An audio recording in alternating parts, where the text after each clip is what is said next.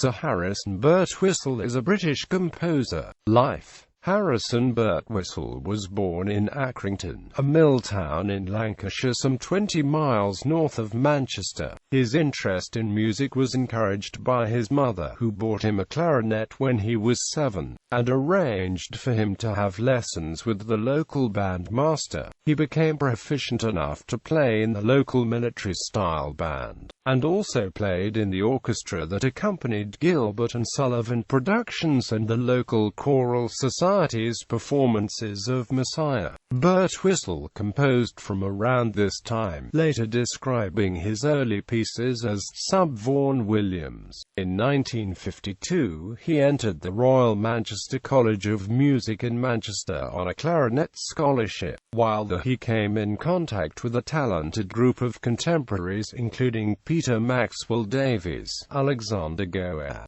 John Ogden and Elgar Howarth. In 1965 a Harkness Fellowship gave him the opportunity to continue his studies at Princeton University, where he completed the opera Punch and Judy. This work, together with verses for ensembles and The Triumph of Time, established Birtwistle as an important voice in British music. In 1972, he wrote the accompanying music to The Offence, starring Sean Connery, which was his only film score. In 1975, Birtwistle became musical director of the newly established Royal National Theatre in London, a post he held until 1983.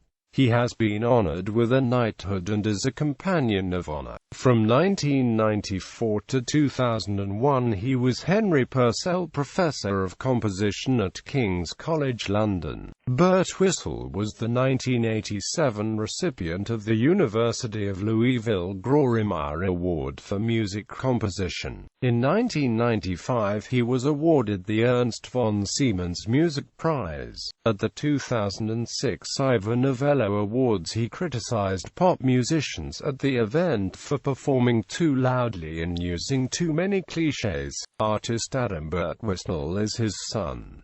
Photographer Cecil Birtwistle is his grandson. Style. It is not easy to link Birtwistle's music to any particular school or movement. For a time, he was described as belonging to the Manchester School, a phrase invented as a parallel to the Second Viennese School to refer to Birtwistle, Gower and Davies. The phrase has since somewhat fallen out of use, since the three composers were united only by their early studies in Manchester, not by a common musical style. Birtwistle's music is complex, written in a modernistic manner with a clear, distinctive voice. His early work is sometimes evocative of Igor Stravinsky and Olivier Messiaen, and his technique of juxtaposing blocks of sound is sometimes compared to that of Edgar Varese. His early pieces made frequent use of ostinati and often had a ritualistic feel. These have been toned down in recent decades as he has adapted and transformed the techniques into more subtle methods. With its strong emphasis on rhythm, the music is often described as brutally violent, but this analysis mistakes the strong sound world for an attempt to evoke violent actions. The explicit violence of his first opera Punch and Judy, in which the murder of Judy by her husband is much more shocking when performed live on stage than by glove puppets in the classic British seaside entertainment, can easily be misinterpreted as a clue to the intention of his abstract music. The style is stark and uncompromising. Birtwistle's favorite image for explaining how his pieces work is to compare them to taking a walk through a town, especially the sort of small town, more common in continental Europe than Britain.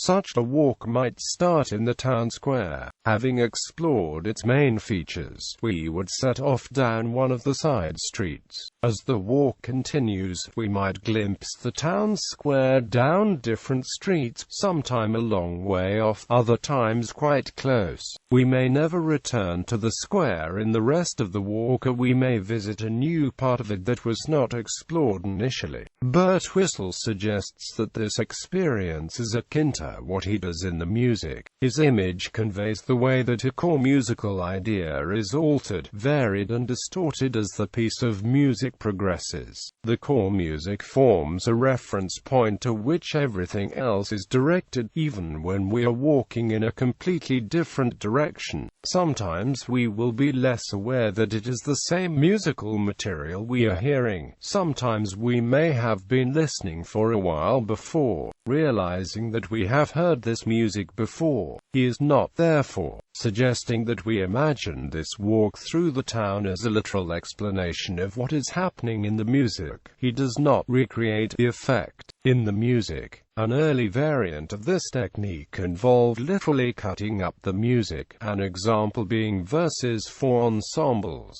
Having composed a portion of music, Birtwistle would then cut it arbitrarily into a number of sections, which he then rearranged randomly. He would then add introductions, epilogues and music to link them together. This method was intended to give the whole piece unity, by having musical material with its own inner coherence scattered amongst musical material that still related to the core material but did not necessarily relate to itself. Birtwistle's method of working is also reflected in the events of the first act of his opera Gawain, up to the point where the Green Knight is kneeling in front of Gawain awaiting the axe blow that will cut off his head. The action has proceeded mainly in chronological order, with Gawain holding the axe aloft. The stage is suddenly blacked out and, within a minute, the action has been rewound to the point preceding the Green Knight's entry to the court of Arthur. Events are played through again, though compressed and with various small alterations, through the beheading and into the subsequent events. The events on stage are not randomly ordered, but the one event is portrayed from more than one perspective. For the opera The Masque of Orpheus, this entailed two sets of singer-actors performing contradictory versions of the one event from the Orpheus myths.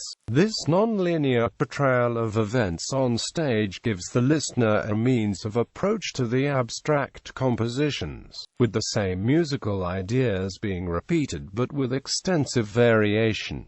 The result is music that is often very episodic in structure. A clear example occurs in Silbury Air, in which a readily identifiable musical motif, a blow from the tom-toms followed by scurrying figures from the strings and woodwind, is elaborated in a number of different ways as the piece progresses. As a result, even when he is not writing a visual piece involving stage action, Birtwistle's music is frequently theatrical in conception. The music does not follow the logic and rules of classical forms such as sonata form, but is structured more like a drama. Furthermore, different musical instruments can almost be seen to take the part of different characters in the drama. This is especially apparent in a performance of secret theatre. For various portions of the piece, a number of the instrumentalists perform in a soloist capacity. For this, they leave the seat in the ensemble and stand separately to one side of the ensemble, returning to the group when they're no longer given that role. They're not normally signaled by a change of position. This sort of changing role is constantly seen in his music. Related to this is the use of geological imagery to explain the structure of his 1986 orchestral piece Earth Dancers. A number of different layers of musical material are present. At any one time, a layer might be to the fore, while at other times it might be buried deep beneath the other layers and no longer as apparent. Popular perception, though well established and widely respected in the classical music world, Birtwistle was relatively unknown to the general public until the mid-1990s, when two events brought him to the attention of a wider audience. In 1994, two anti-money modernist musicians, Frederick Stockin and Keith Burstein, calling themselves the Hecklers,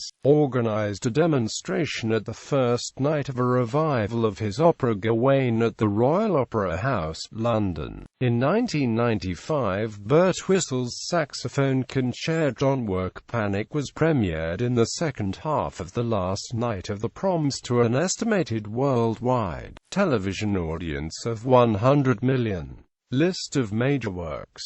For a comprehensive list, see List of compositions by Harrison Birtwistle. Opera Punch and Judy. Down by the Greenwood Side, a dramatic pastoral chamber opera.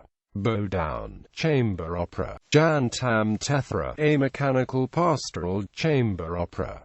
The Mask of Orpheus, winner of the 1987 Glorimar Award in Music Composition. Gawain, the Second Mrs. Kong, The Last Supper, The Io Passion, chamber opera.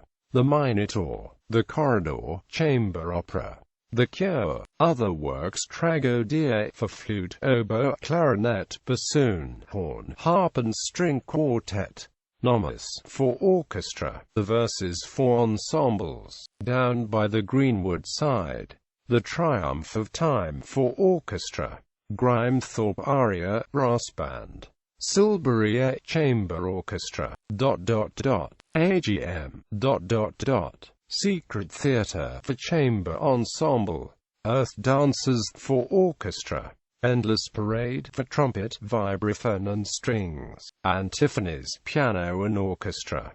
Panic alto saxophone, jazz drum kit and orchestra. Pulse Shadows. The Axe Manual for piano and percussion. Theseus Game for large ensemble with 2 conductors. Angel Fighter, dramatic cantata. String quartet, Tree of Strings. Concerto for violin and orchestra. In Broken Images for ensemble. The Moth Requiem for 12 female voices, 3 harps and flute. Songs from the Same Earth for tenor and piano. Responses, piano concerto.